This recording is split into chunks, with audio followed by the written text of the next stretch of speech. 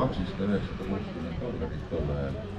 Palka sai inimesed $200 äkki. Maja maksis $1500 kõrgises juba. Okei, selline enam kui poole maja hind, 2/3 maja hinda sellise auto eest. Mis sellise auto tehnilised näitajad on? Palju siin mootorit vahel on ja kuidas ta sõidab? Sõidab väga hästi, väga pehme, väga mugav. Kõik on andekas, kõik on nii lihtne. Ei ole Euro 3. Silindreid on 6, käikil on vahetamisel oli lehti on? Käik on 3. Sõidab 80, isegi 90 on normaalne mootor. Oleks vaja muidugi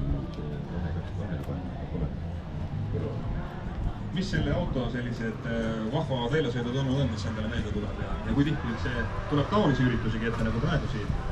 See auto on käinud Lätis, Eestis,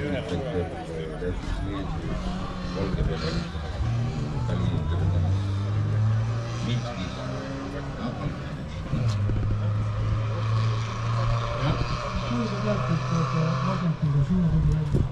Jaa, see on suunatuli, nimetatakse semafoorideks ja põhimõtteliselt on ju nende käitamine samasugune nagu tavalisel suunatulel. On ju rooli samba küljes kang ja seda kangi täpselt nii nagu tavalisel autolgi, ütleme siis tänapäeva autol vasakule paremale liigutades, siis emalt poolt hüppab see semafoor välja. See pimeda selendab ka või? Seal on tuli tegelikult sees. Ja elektromagnet viskleb seda. Osariigi on saade. Jõuame selle kõrvalauto omanikuga ka loodetavasti rääkida ja siis saame täpsemalt teada. Aga räägi mulle palun sellist asja, Studebakeri, kui keeruline on hinges ja elus hoida. Palju on räägitud sellest, kuidas Fordidele ja vanadele sõidele võib igasuguseid varuosi leida ja põhimõtteliselt varuosadest järgmise auto kokku panna, aga kui keeruline on Studebakeri omamine? No samamoodi. Inglismaal ja Ameerikas väga Ameerikas on seal on kõik on Okei, et ei midagi müstilist, ise väga liigima ei peasi midagi ei tea. Selge, aitäh! Selline oli 38. aasta Studebaker ja 31. aasta Ford A-lugu. Tulge vaadake sellised ilusad kirsipunased või siis mõne silmis pruunid. Kas see Ford on pruun või kirsipunane sinu silma? Ford on pruun, aga Studebaker on Grape Marron on selle värvi nimi. Vabandust, et ma nii labaselt kirsipunaseks seda nimetasin, aga sellised need autod on. Liigume edasi ja loodetavasti leiame järgmist autode omanikud ka üles, et rääkida nendest, mis siia tulnud on. Andke mulle palun ise märku, kui te olete oma autode juures, ega ma ju kõiki neid nägupidi kahjuks ära ei tunne. Ja nagu vanad autode puhul ikka, et ega siis tagasi hoidub, kus ei ole voorus.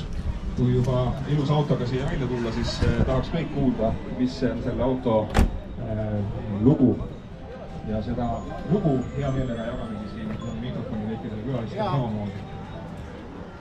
No jaa, et no said numbri. Oli.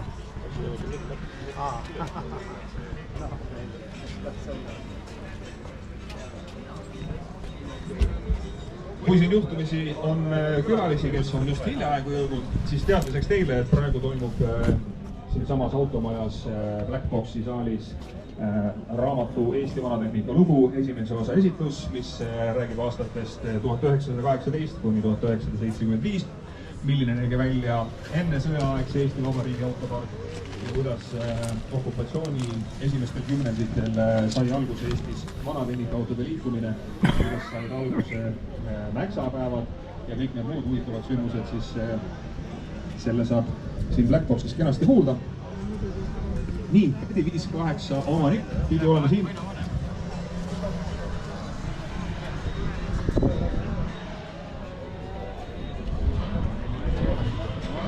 Seminar käib, aga samal ajal saite välja tulla. Nii, ja 58 aasta Cadillac, sama puhane ilus kahe uksega, jah.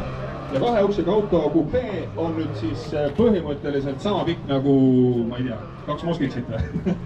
Jaa, ta on 5,8 meetrit pikk ja tagalaius. Mis on selle auto, ütleme, Eestisse jõudis juba? See oli 16 aastat tagasi, sai ta Ameerikast ostetud 3,5 aastat, 4 aastat sai tätä restaureeritud ja nüüd ülejäänud aastad on iga aasta sõidetud. Kuidas Cadillaki omanikel on, et nagu enne sai mainitud, siis 50ndad ja 60ndad oli ju see, kus iga aasta auto välimus muutus. Et kas see 58 on teie silmis see kõige õigem aasta?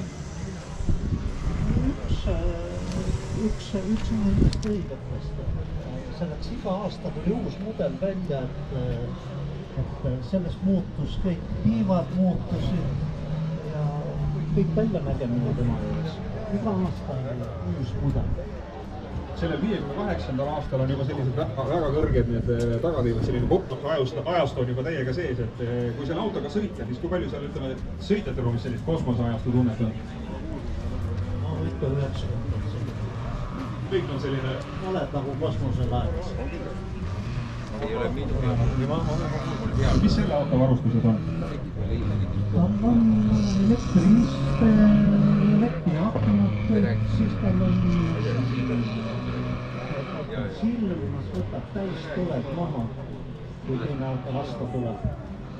Ülejäänud on tavaline. Automaatkäst loomulikult ka, on ju? Ja automaatkäst muidugi. Ja need 800 kubatuura kui palju? On vähem kui 6 liitrit. Ja siis jõudu, vastavalt hobujõudu on mingi paarisaja tuuri. Jah. Ei ole meelde jätnud seda rungi. Nagu teine luksusautode tootja hobujõudu on piisava. Ei, sellest puudus ei ole. See mootor jaksab väga edukalt seda tegelikult edasi teha. Kui palju selle autoga sõitib jooksul? Mina sõidan keskelt läbi 2-2,5 miili. See on ikkagi ju kilomeetrites juba üle 3, sinna 4 kanti peaaegu. Ja on siis meil teisi üritusi nii palju või on kohe selline igasuvine pikem väljasõit, mis see auto tuleb kappi? Klubi sõidab suur. Mis klubist te olete?